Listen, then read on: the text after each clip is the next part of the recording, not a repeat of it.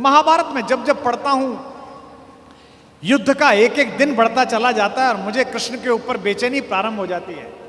मुझे लगता है अब तो कूदो, अब तो करो, अब तो कुछ करो। वो कुछ भी हो जाने देते हैं। जब नारायण श्रीहरि ऊपर से नीचे चले, राम के अवतार के बाद मर्यादा पुरुषोत्तम बड़े ठाकुर के अयोध्या से विदा होकर साकेत पहुंचने के बाद ये योजना बनी कि अब छोटे ठाकुर को नीचे भेजा जाए, तो सारे देवी देवता, सारे नक्षत्र भी पृथ्वी पर चलने के लिए आतुर हुए। सदा ऐसा होता है। शेषनाग आ गए थे लक्ष्मण के रूप में, सब लोग नीचे आई जाते हैं।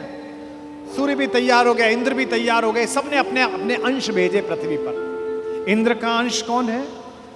अर्जुन है। सूर्य का अंश कौन है? कर्ण है।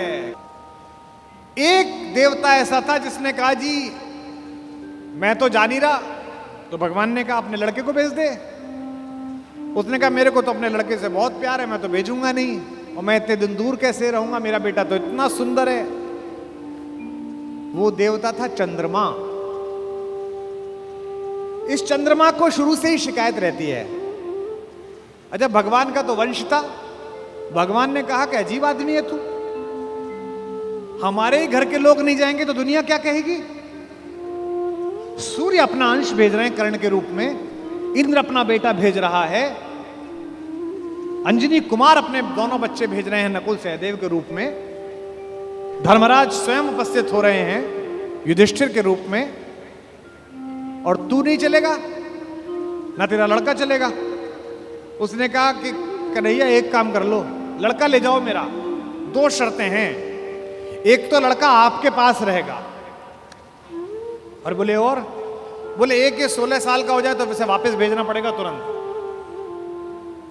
चंद्रमा का वो पुत्र क्या बन के आया?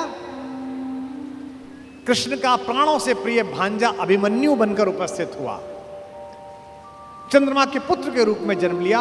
और भगवान का अगर कोई योग्यतम शिष्य है जिसने भगवान से शस्त्र विद्या सीखी है, वो अर्जुन का बेटा अभिमन्यु है। अपने पिता की तेजस्विता से भी वो आगे है। इस समय दुनिया की IVF लैब्स ये बता रही हैं कि प्रसव के काल में जो कुछ सुना पढ़ा गया है उसका बच्चे पर असर पड़ता है। और हमारे यहां हजारों वर्षों से माएं प्रसव के दिनों में गीता का पाठ कर रही हैं, बाल गोपाल का चित्र सामने लगा के रखती हैं कि उनके घर में भी कन्हैया जैसा बालक पैदा हो, राधा रानी जैसी बिटिया पैदा हो। यह हम सब का मन है, पहले से परंपरा से आया है हमारे यहां। तो चंद्रमा ने अपने पुत्र को अभिमन्यु बनाकर भेजा। एक दिन ऐसा आया महाभारत के युद्ध में, जब योजना पूर्वक कुरुक्षेत्र के मैदान से खींचकर अर्जुन को अलवर की तरफ ले जाया गया,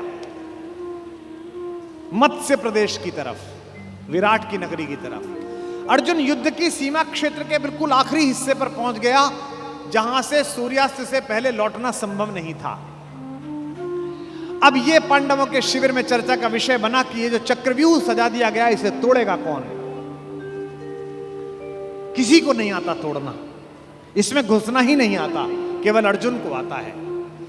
तब अभिमन्यु ने कहा कि ताऊ जी, मुझे इसमें घुसना आता है, क्योंकि जब पिताजी मां को यह बात सिखा रहे थे तो मैं गर्भ में था और मैंने ये विद्या सीखी थी।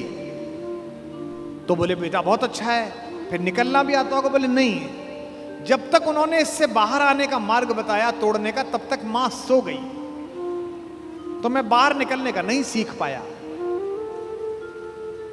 सारे चाचाओं ने और ताऊओं ने कहा कोई बात नहीं बेटे, तू तोड़ दे, निकाल तो हम लेंगे।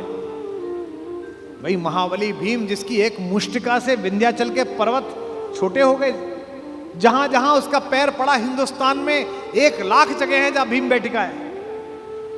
जिस पत्थर पे चले जाओ बड़ा सा गड्ढा है, बोले ये भीम का पांव रख पड़ा हुआ है। ये देश महान है। इस देश में 2-3 जगह हर जगह मिलती हैं। माता सीता की रसोई, जहां जाओ वो मां की रसोई मिलती है। क्या बढ़िया प्रतीक शास्त्र है। दुनिया के 44 देश घूम लिए, इसी क्षण भी अगर भगवान वापस बुलाए और ऊपर बुला के पूछे कि तेरे सत्कर्मों के कारण तुझे देश चुनने का अवसर दिया जाता है, तो मैं दुनिया के सारे देश छोड़कर फिर यही चुनूंगा जहां की मिट्टी में गोपाल लेटा है। जहां के पर्वत पर्वत पर हमारी मां ने भोजन बनाकर उन पर्वत श्रृंखलाओं को तपस्या का केंद्र बना दिया है, जिसके रेणु रेणु पर अपने चरण रखकर राघवेंद्र सरकार भगवान श्री राम मर्यादा पुरुषोत्तम ने और लीलाधर योगेश्वर कृष्ण ने जिसे चंदन बना दिया है। भगवान चुप रहे, किसी ने उनकी सलाह ना ली।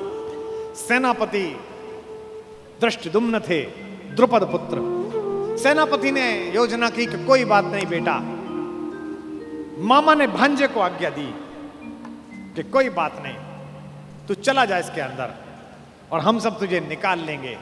इतिहास गवाह है, तारीख गवाह है कि अभिमन्यु ने उस चक्रव्यूह को तोड़ा और चक्रव्यूह के दूसरे चक्र में ही पांडवों की सेना को बाहर कर दिया गया और चक्रव्यूह में वो अकेला रह गया। क्या लड़ा, अद्भुत युद्ध हुआ। सुनते हैं कि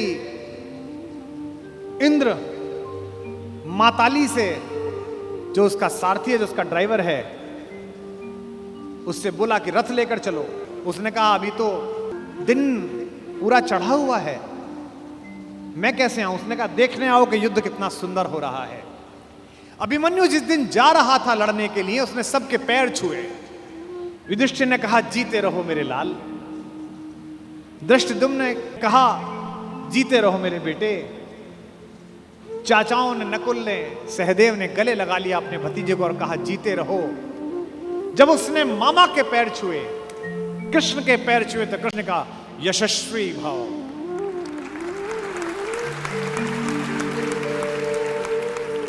जब अभिमन्यु शिविर से बाहर निकला और कृष्ण देखने लगे, तो द्रौपदी ने कहा मेरा बेटा जीवन की सबसे बड़ी लड़ाई लड़ने के लिए जा रहा है कान्हा, सबने उसको जीते रहो का आशीर्वाद दिया, तुमने नहीं दिया। तुमने उसे यशस्वी भव का आशीर्वाद दिया, जीते रहो क्यों नहीं बोला? क्या तुम्हें युद्ध के परिणाम में कोई शंका है? तो कृष्ण ने जो बात कही वही जीवन के युद्ध में भरत वाक्य बनाना।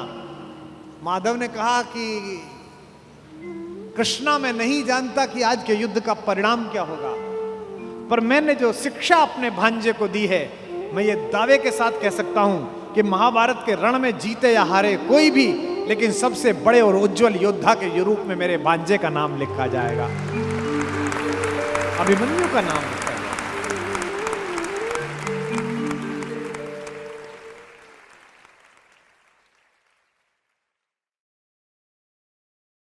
अर्जुन के जीतने में एक ही रोड़ा है, एक ही व्यक्ति है जिससे माधव को भी लगता है कि ये शक्तिशाली रहा तो मेरा दोस्त, मेरा भाई युद्ध हार सकता है। भगवान ने उसे कितने प्रेम से टैकल किया है।